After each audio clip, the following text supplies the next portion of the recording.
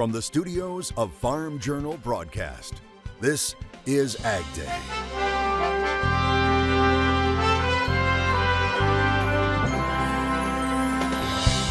Fighting fire with high tech. How this cyber pooch is taking on a famous ag pest. A possible boost for biofuels production. Getting that tax credit extended now creates that certainty that our producers need in order to make that investment to continue to grow their production capacity. See what lawmakers are proposing and what it can mean for farmers as Hurricane Helene moves in. If you do have a major surge and you stay behind, that is potentially hazardous. The agriculture that could be in the storm's crosshairs right now on AgDay. AgDay is brought to you by Pioneer. Pioneer brand corn is part of a winning team that includes deep local knowledge and on-farm support. Pioneer brand corn, your best years starts here. Good morning, I'm Clinton Griffiths. Hurricane Helene's powerful winds have reached the Florida Gulf Coast. The storm bringing life-threatening storm surge and high surf. This track of the storm from NOAA predicting landfall to occur tonight around 7 o'clock Eastern. Michael Yoshida has more on the last-minute efforts by people to get away from this major hurricane.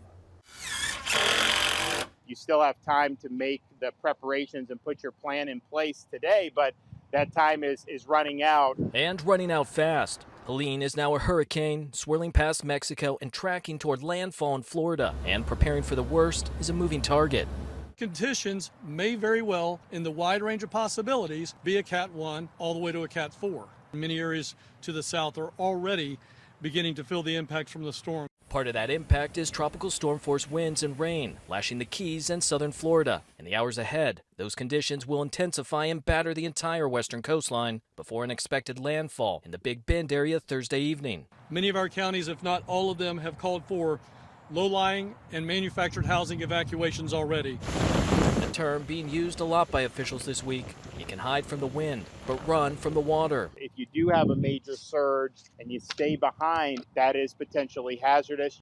Forecasters are gauging Helene's storm surge to hit between 5 and 15 feet in many areas. Many veterans of previous hurricanes like Ian and Idalia are opting to stay put. I always draw up lots of water ahead of time, make sure I got food in the house, all that. We're going surfing, we're hitting those waves. Still others realize that staying is risky. If you're a godly person, pray, because I don't really need this. Neither do any of us. I'm Michael Yoshida reporting for AgDay. The Big Bend area of Florida faces the most serious storm surge from Helene with up to 15 feet possible. But forecasters expect the storm to remain intense as it passes through northern Florida and into Georgia with serious agricultural damage expected. World Weather reporting cotton in southwest Georgia is expected to be severely damaged with some complete losses possible. USDA meteorologists say the trek of the storm after it makes landfall is important. A direct hit on Florida's peninsula has major implications for crops like citrus and sugarcane, whereas a path further to the west could take it right on through some major cotton and peanut production areas, not to mention minor crops for the southeast like soybeans and corn that has not yet been harvested. Now, Georgia is the #2 production state for cotton, and most is not far enough along yet for harvest. Forecasters say the peanut crop is also vulnerable right now, as only 5% has been harvested to date. Meteorologist Jack Van Meter joins us with the latest on the trek of Hurricane Helene and what it means for the rest of the week weather-wise. Yeah, that's right, Clinton. All eyes are going to be on the tropics as Helene is expected to make landfall very, very soon. Let's go ahead, though, and actually track it out here on Future Track. As we can see down in the surface, and especially in that Big Bend region of Florida, Helene is expected to be making landfall. But not just that, look at all the moisture that is actually going to be wrapped around that center of low pressure. And it's only pretty much going to be in the south and tracking upwards into the Midwest as well. As we can see, have a large ridge out in the plains and the west coast as well. That's really going to keep Helene, again, on more of the mid part of the country and actually on the eastern part part of the country too. And again, a lot of rainfall as it sits and pretty much just rotates around moisture, pretty much around the Kentucky and Tennessee area. Could be seeing some quite high totals of rain. We're talking 2, 3, even 4 inches of rain as it pretty much just sits there and dumps rain continuously. And just look at this spectacular picture shared by Darcy from Saskatchewan. Check out the northern lights there. Darcy says he loves these harvest lights. Must be a beautiful sight to look up and see that. I'll have more on your forecast in just a second. There's a new push on in Congress to boost renewable fuels production in the U.S. It's called the Farmer First Fuel Incentives Act. AgDay's Michelle Rook joins us. And Michelle, this could be an important piece of legislation for farmers wanting to sell feedstocks for renewable fuels. Yeah, that's right. Legislation has been introduced in both the Senate and the House to not only extend the 45Z tax credit for low carbon fuels through 2034, but also to restrict the credit to domestic feedstocks. Officials say this is important for biofuels producers and farmers, but it's even more critical that the Treasury Department provide guidance for the initial program, which starts in just a few months. The 45Z tax credit for low-carbon biofuels is set to begin January 1st, 2025 under the Inflation Reduction Act and run until the end of 2027. This week, a bipartisan group of lawmakers has proposed extending the credit through 2034. This tax credit 45Z will be effective January 1st of 2025, but it's really only good for a couple of years. And so because it's a critical element to our industry and the ability for our industry to grow, getting that tax credit extended now creates that certainty that our producers need in order to make that investment to continue to grow their production capacity. The tax credit ranges from $1.25 to $1.75 per gallon and currently allows foreign feedstocks. However, the proposed bills would restrict the credit to domestic feedstocks. That's drawing mixed response as some biofuels producers currently rely on imported feedstocks like used cooking oil. We want to be able to export our finished fuels to countries that would use them and maybe pay production incentives for that. And so we don't want to really be doing anything that could cause harm for our ability to access international markets as well. And some of that starts with trying to then disincentivize importing of other products. Rehagen says more importantly, they need Treasury to provide 45Z guidance as soon as possible so biofuels producers can acquire feedstocks for the program. And we're concerned it's going to result in a pullback of some of the production that's going on today as those producers have to wait for a little more certainty. And farmers also need this guidance as they make plans for the 2025 crop season. I'm Michelle Rook reporting for AgDay. All right, thanks, Michelle. Congress also reaching agreement on a plan to keep the government funded through almost the end of the year. Both the House and the Senate were scheduled to vote last night on a 3-month continuing resolution. It pushes the government's shutdown deadline from September 30th to December 20th. House Speaker Mike Johnson and fellow Republicans needed votes from their Democratic colleagues to get the CR approved, but Johnson has warned when this new extension expires, he will not support a massive catch-all bill to fund the government referred to as an omnibus. So another stopgap may be needed that would allow the new president and Congress to have the final say on fiscal year 2025 spending levels. Happening right now, work continues to avoid a potential strike on the East and Gulf Coast ports. Several ag and food supply chain groups yesterday sending a letter to the White House asking the president to intervene and prevent union members of the International Longshoremen's Association from hitting the picket lines. The labor contract for 45,000 dock workers is scheduled to run out on Monday, and right now there is no deal in sight. Shipping giant Maersk already planning for a potential strike, announcing surcharges on cargo starting October 21st due to possible disruptions. Other carriers have also announced surcharges, and some shippers have started diverting cargo to West Coast ports. Now, as we've reported, the strike could affect ag container shipments and indirectly impact grain producers through disruptions to meat exports. Estimates suggest that even a 1-week strike could take until mid-November to recover. Soybean markets continuing to climb here at midweek. We'll discuss it next in Markets Now. And later, cattle industry mechanics are impacting the number of cattle packers are processing. Why this week may see one of the smallest numbers in nearly a decade. Ahead on AgDay.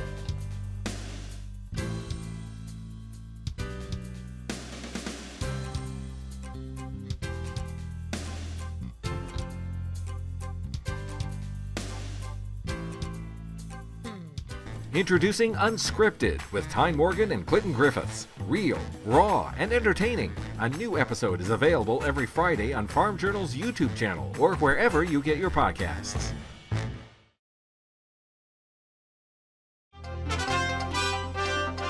A poultry company has filed for Chapter 11 bankruptcy. Pure Prairie Poultry is based in Charles City, Iowa.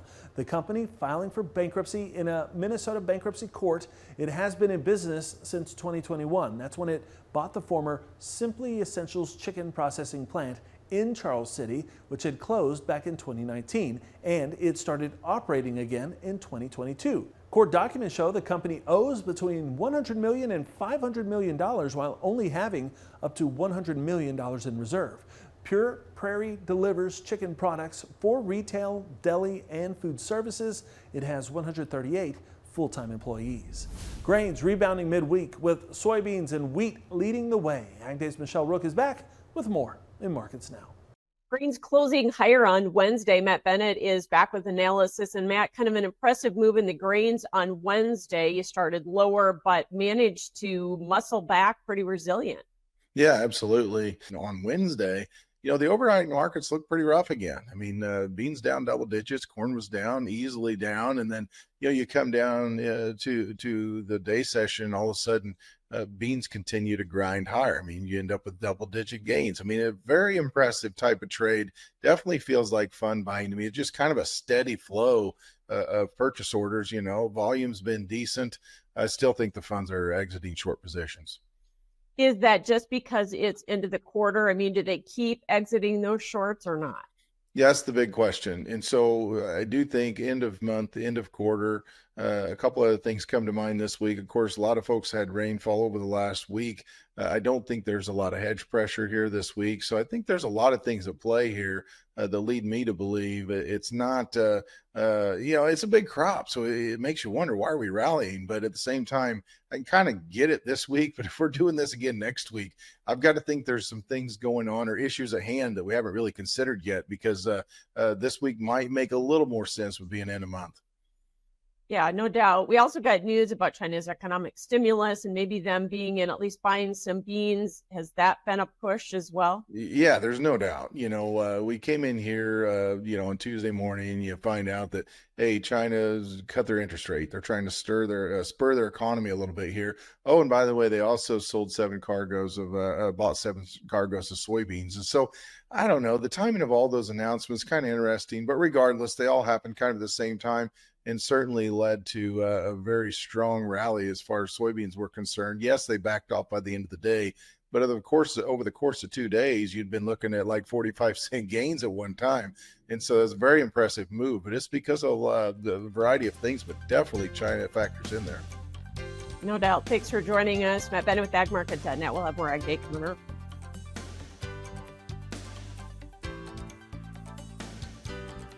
Watch Markets Now with Michelle Rook on the Farm Journal YouTube channel, keeping you updated throughout the day on the markets at the open, midday, and close. Find out what moved the markets today and what to expect the market to do next. To contact Matt Bennett at Ag Market, call 844-4AG-MARKET or visit their website at www.agmarket.net.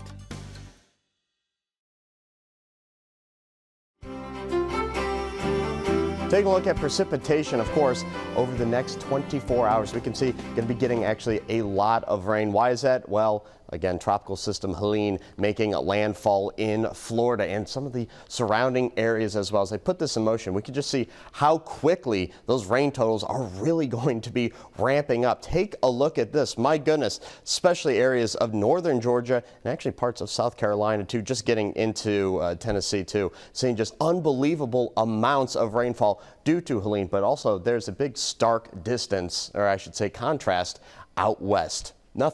Really nothing going on whatsoever out west. But again, because we're dealing with a big trough, or I should say ridge, out west, again blocking all precipitation and really keeping Helene's remnants actually right over Kentucky and Tennessee, as well as we can see a big sprawling area of heavy rainfall is expected in the forecast. Looking at the jet stream, again, we can see out west that large ridge setting up, again, of high pressure, beautiful skies, no clouds, and more importantly, no rain. Unfortunately, again, going up there and pretty much just blocking out the chances of precipitation. There's Helene, and it's actually going to come together and form into one low with another low, almost strengthening it just a little bit on land. Pretty much just saying that it's just going to sit there and dump water like crazy. And look, it's pretty much not moving at all just because that ridge is still there. But as we can see from the north, we do have a low pressure trough moving through over the Great Lakes. And what that's actually going to do is finally bump out Helene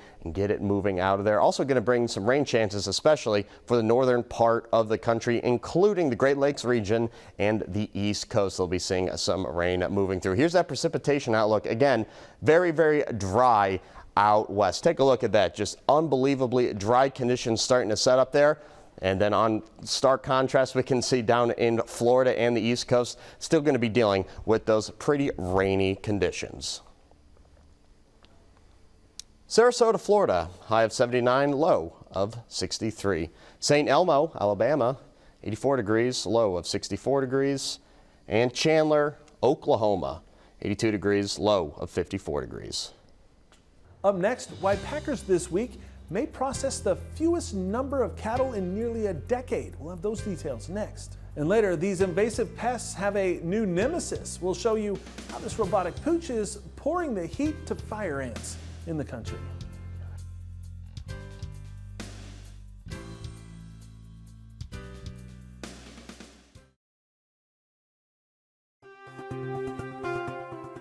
Usually by now, we have a mid-year snapshot of cattle inventories, courtesy of USDA. However, as we've reported, survey results were canceled this year due to budget cuts at the National Ag Statistics Service.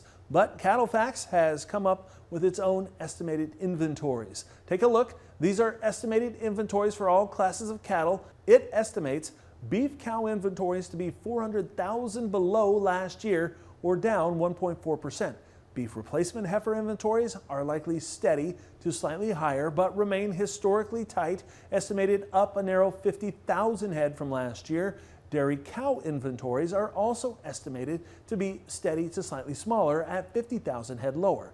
That's due to a shortage of replacements coming into the year. Now, you can read more about these numbers in Drover's State of the Beef Industry report over at drovers.com. The estimates also show that beef cow slaughter is down sharply this year, and it's continuing. Market watchers say with margins back in the red, packers have slowed slaughter and are expected to slaughter less than 600,000 head of cattle this week.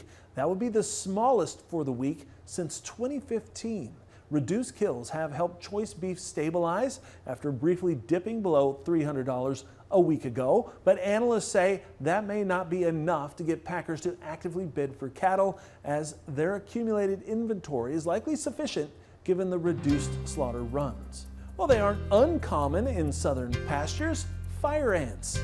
Up next, how researchers are going high-tech in their battle against these invasive pests in the country.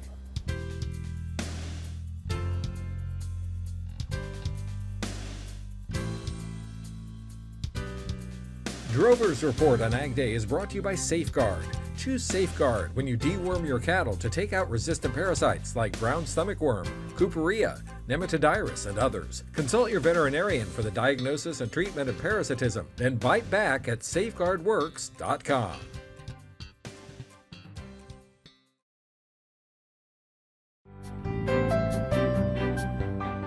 They're a menace on the farm and can leave you with itchy, burning bites. We're talking about fire ants, but now there could soon be a high-tech system to spot them before they get out of control. Check out this robotic dog now being used to sniff out those pesky ants. A research team from Brazil and China training the cyberpup to identify red imported fire ants. Now they report the AI-powered canine is able to identify 3 times more nests than human inspectors. It's also trained on a data set of over 1,000 nest images. In fact, the team says this high-tech pooch has an ant nest detection precision rate of over 90%.